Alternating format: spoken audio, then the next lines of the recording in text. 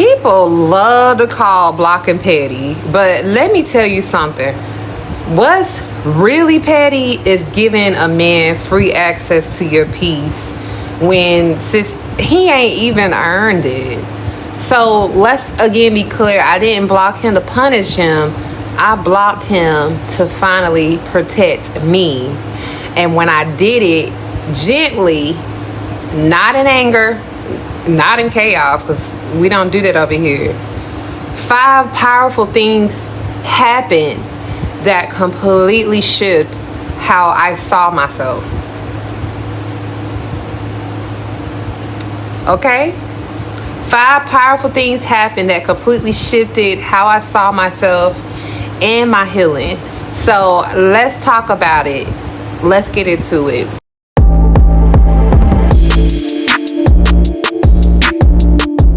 Hey love, what's good? Welcome to the Solo Woman Collective. I'm your girl, Aquana McIntyre. I'm the creator of the Detachment Diary. Okay, remember that name. Ooh, okay. So if you've ever stayed too long, you ever begged for clarity or lost yourself trying to be enough, I want you to know that you are in the right place. This is your space to reset, rebuild, and remember who you are.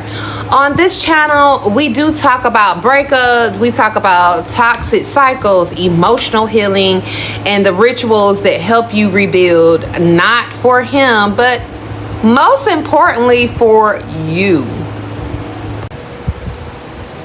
Let's not waste too much time, guys. I really enjoy making these like top 5 videos. It just keeps the video structure and it keeps it fun.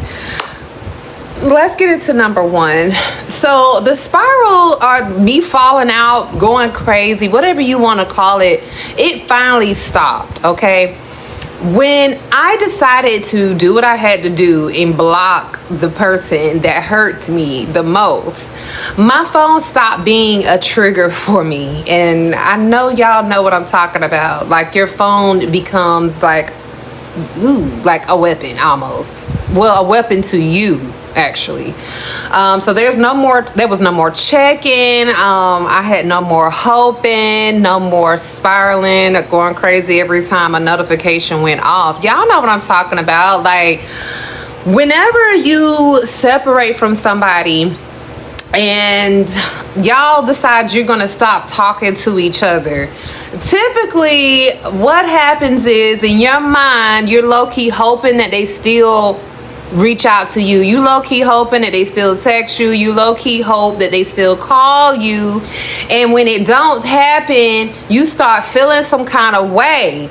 You start to get that little heavy feeling in your chest. You start getting a heavy feeling in your chest. And then sometimes you even start feeling real petty. Or you start like making up all these different scenarios in your mind. Like you start thinking like, oh, so you ain't even gonna try to call me, my ninja? So you start thinking that he already done moved on. Next thing you know, you done crashed out, and now you reaching out to him. Okay, and that's exactly what he wanted you to do. I'm telling you, men got this on lock. Okay, like they really do. That's why we as women really do gotta have this structure and learn how to not let our emotions take over. And that's where blocking helps. Blocking helps with that, I'm telling you. Because whenever you decide to block, you no longer have that expectation. You're not worried about nothing. All you're doing is focusing on keeping him blocked. And what can I do to make sure I don't reach out? That's where your focus is. It's not focused on, I mean, you're going to be focused on other things, but the main thing is making sure that you're staying focused on that one task. That's it. The next thing that it did is I created instant space for healing. Without constant access to him, I had the space to hear my own thoughts again and actually start listening to myself. Because in the midst of, oh, it's thundering, y'all. Oh, we're gonna start raining. In the midst of going through this cycle, you're not focusing on you. You're focusing on what you can do to make things right. How can you make things better? And every time he has access to you, he's reopening up wounds. Because I do understand the male psyche as well. Men have egos, okay? So let's say if you decided you want to move on and you're standing on business, however, you still have contact with him and he has access to you.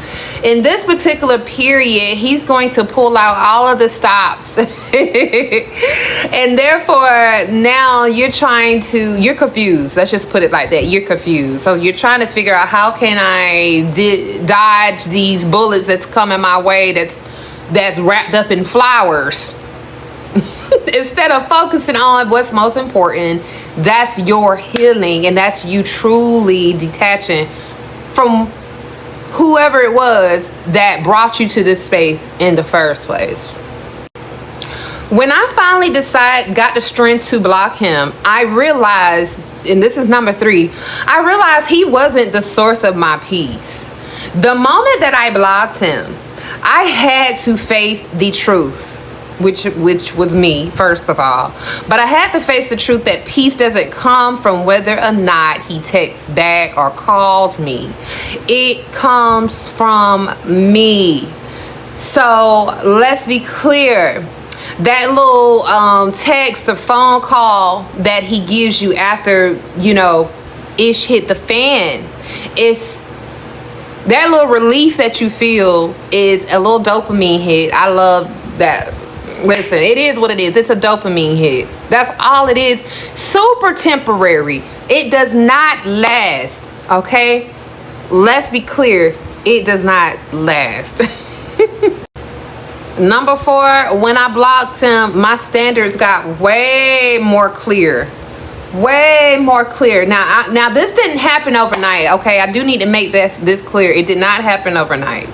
Okay, there was a process to this, but blocking him, it did remind me that loyalty, attention, and effort are the bare minimum.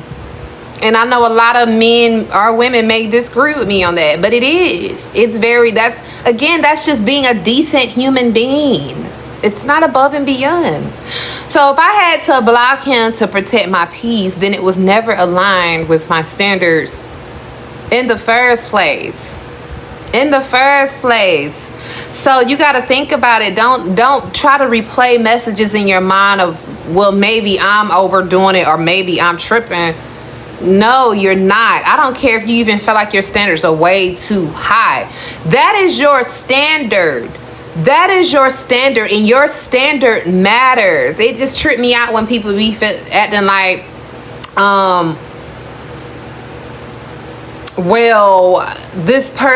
you got to look at yourself in the mirror and see if you're worthy of this or worthy of that. This may be the best that you can do. No, let's stop that narrative. Let's stop that this is the best that you can do. I don't care how attractive you are, how unattractive you are, how skinny you are, how big you are. The best peace comes from yourself. The most happiness, comes from within. I don't care. It's not coming from someone else. So it does not serve you to jeopardize your peace or your happiness because somebody told you that you need to settle because that's the best that you can do. That is why on this particular channel, the Solo Woman Collective, I am completely big on teaching women how to be okay in your singleness, how to create your own little happy bubble with a nice little community that does not have to be a romantic partnership, because you just don't understand. Like once you get to that point, you do not settle no matter what. Okay, you don't settle no matter what. And if a person does not move to the beat of your drum, you are okay with letting it go because you created your own safe haven in your own safe space. Stop worried about people talking about you're gonna die alone. Don't worry about the lonely feeling that you get here and there, because that lonely feeling is temporary compared to the chaotic, unpeaceful environment that you could potentially put yourself in just because you are too afraid to be alone. Let that sink in. Let that sink in. The fifth thing that happened after making that decision to send him on a blockation is that I took my power back. Most of all, I realized that blocking isn't petty at all, okay? It's not trying to make a person mad. It ain't trying to make a person angry. It ain't trying to get even. It is simply protection, okay? That's why I say get out of that situation where you feel like it's about him. It's about you. That moment, I remember I said to myself, this is verbatim what I said, I choose me, okay? I choose me. Even though it was hard and tears coming from my eyes, I chose me. And that shifted everything. So the next time somebody tells you that you petty for blocking, or you not woman enough to face things head on, because people love to say that. They love to say that. And I used to think that way. This is what you need to remind them. Protecting your peace is queen behavior, okay? Put your crown on and, okay, like, don't let it shift. And if you're ready to stop apologizing for setting boundaries, here's what you need to do. You need to go ahead and first subscribe to my channel. Like the video so you can get more of these videos when I release them, okay? And hit the notification bell. Also, join my free community. It is called Don't Text Him. Join this group instead.